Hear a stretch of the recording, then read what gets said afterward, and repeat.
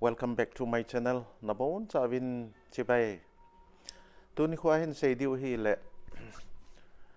two-step verification kiti apoy mo ma yang in YouTuber holding in two-step verification hi pi ham two-step verification hi on ibola al ipi pachu maham ti ga seng gaten two-step verification no on lo wa hi le min na password a he na hi le na Gmail login abol na channel do se yung login abola hack abol the hen la two-step verification chu nang man on na bol kha hi le na password he hen lang hi jong le Amazon login abol the lo te chu nang ma phone hin message hong ki pen tin hi chi a chu nang man yes or no nang man hi nam ni lo ham ti chu yes a hi le yes nang ni le yes login bol chu yes na me le bo login bol the hi chun two-step verification hi apoy mo ma and two-step verification bol lowa ikoi lo diu hi YouTube channel nei jo sin two-step verification hi on bol te nga ye ti chu tu ni khwai ga sei do no men tin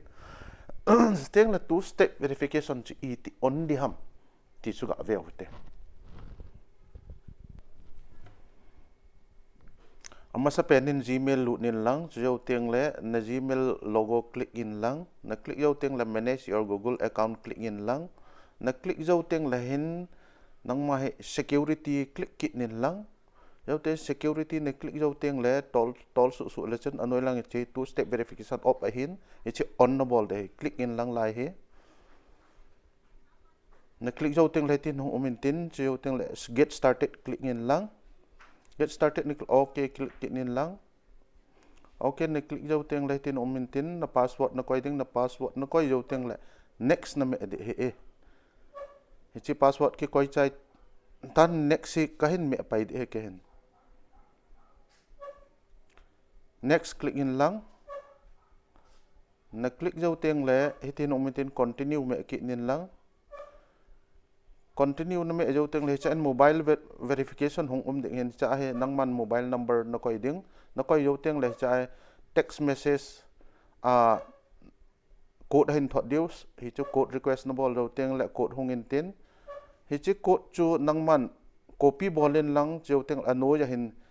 arrow mark hin paste bolin lang paste na bol jo teng le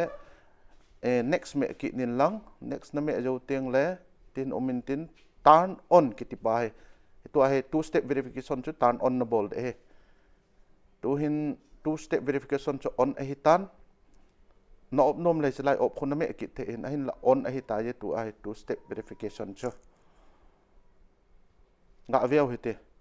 hichi two step verification la he beleu chun tu hin on a hi ta in hita banga he two step verification hi ikibol che diu a lo a lo khonung teng le ikisi the yu he chun loi la pai te ho abol lo lai a hello yum kha leo ti a hichi video hin ki sem in nang hon ve bin lang two step verification he a hello lai hon nana bol the ni diu hin ki sem avejo se na bon cha bin ka ki pa in next video la ki mo to taw te le thank you.